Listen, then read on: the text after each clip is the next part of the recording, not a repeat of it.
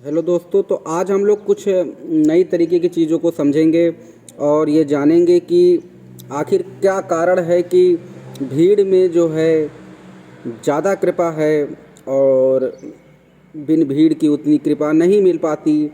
तो अब हम लोग इसको ऐसे समझेंगे कि जब देखिए, जब नवरात्र होता है तो सब जगह पर देवी दुर्गा की पूजा होती है, अलग अलग रूपों की पूजा होती है। और उसी प्रकार से जब सावन होता है तो भगवान शंकर जी की पूजा होती है। अलग अलग तरीके से रुद्राभिषेक होते हैं, अलग अलग चीज़ें होती हैं, अलग अलग पूजा पाठ होते हैं। दूसरा चीज़, जब हम लोग देखिए दर्शन करने जाते हैं, चाहे केदारनाथ हो, चाहे हरिद्वार हो, चाहे संगम, अभी जो कुछ दिन पहले संगम गया है, वहाँ पर देखिए कितनी भीड़ है। यानी कहीं ना कहीं ऐसा होता है कि एक नियमित समय को बनाया जाता है जिसमें सारी भीड़ें इकट्ठा होती हैं, या फिर एक निश्चित दिन को बनाया जाता है। जैसे कि मंगलवार को हनुमान जी की पूजा, शनिवार को भगवान शनि की पूजा। उसी प्रकार से अलग अलग देवी देवताओं के लिए अलग अलग दिन बनाया गया है। और मंदिरों में भीड़ देखिए कि सावन में सभी शंकर भगवान के मंदिरों में भीड़ हो जाएगी, नवरात्र में सभी दुर्गा माता के मंदिरों में भीड़ हो जाएगी। आखिर क्या ऐसा कारण है कि आखिर एक ऐसा भीड़ में जो है दर्शन करने पर लाभ और अकेले जाकर के दर्शन करने के लाभों में भी अंतर है? इसका कई कारण है, तो आप इसको थोड़ा सा विवरण डिटेल में समझिए। देखिए, भीड़ में क्या होता है कि जब बहुत सारे लोग वहाँ दर्शन करने के लिए जा रहे हैं, तो आप ये देखिए, जब बहुत सारे लोग वहाँ दर्शन करने के लिए जा रहे हैं तो बहुत सारे लोगों की अपनी अपनी आस्था है। कुछ लोग भगवान को थोड़ा सा ज़्यादा जानते हैं, कुछ लोग थोड़ा सा कम जानते हैं, कुछ लोग बहुत ज़्यादा पूजा करते हैं, कुछ लोग कम पूजा करते हैं। तो आखिर पूजा क्या है कि जब व्यक्ति वहाँ पर बहुत सारे लोग इकट्ठा होते हैं, और ऐसे ही लोग इकट्ठा होते हैं जो जिनकी धारणा तो है वो है, जिनके पास धारणा है हाँ वो है, वही लोग वहाँ जाते हैं।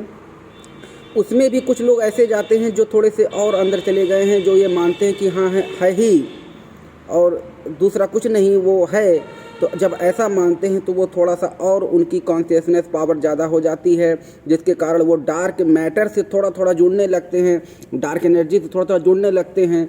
तो अब ये जो ब्रह्मांड है वो केवल वाइब्रेशन को जानता है, ये केवल आपके उस अवस्था को जानता है कि जहाँ से डार्क एनर्जी और डार्क मैटर काम करते हैं।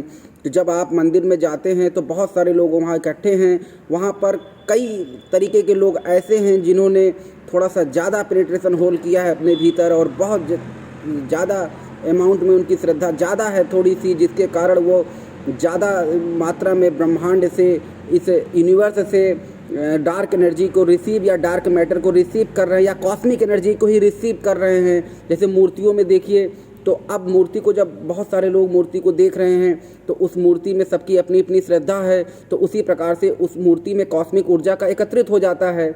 जिसकी जैसे मान लीजिए हज़ारों लोगों ने दर्शन वहाँ किया, तो कुछ लोगों की कॉस्मिक ऊर्जा ज़्यादा है, जो कॉस्मिक एनर्जी जो है आपकी उस मंदिर में, जब श्रद्धा में आप वहाँ पे सर झुकाते हैं, तो आप जब उसको छूते हैं अपने हाथ से, तो आपके शरीर से कॉस्मिक ऊर्जा निकल करके उस मूर्ति में थोड़ी बहुत चली जाती है, जिसके कारण उस मूर्ति के अंदर ऊर्जा पैदा हो जाती है और ज़्यादा से ज़्यादा लोगों को वो लाभ पहुँचाती है। जितने ज़्यादा लोग उतनी ज़्यादा ऊर्जा, उतनी ही ज़्यादा कॉस्मिक ऊर्जा होगी, उतनी ही ज़्यादा कृपा बरसेगी। तो कारण यही है कि कृपा आप ही करवाते हो, लेकिन अलग अलग लोग जब वहाँ एकत्रित होते हैं तो अलग अलग लोगों के एकत्रित होने से सबकी कॉस्मिक ऊर्जा अलग अलग है।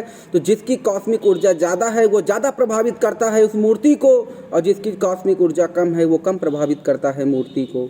तो यही कारण है कि भीड़ में दर्शन करने का लाभ ज़्यादा है, और अकेले जा कर के दर्शन करने में उतना ज़्यादा लाभ आप नहीं ले पाते। इसीलिए हमारे इतिहास काल में, हमारे आज से नहीं शुरुआत से चीज़ों को उसी तरीके से बनाया गया है, जिससे कि ज़्यादा से ज़्यादा अमाउंट में कॉस्मिक रेडिएशन, कॉस्मिक ऊर्जा को, या फिर जो है डार्क एनर्जी को या डार्क मैटर को किसी भी तरीके से रिसीव किया जा सके बॉडी के अंदर, और उससे बहुत सारे स्वास्थ्यवर्धक लाभ को लिया जा सके।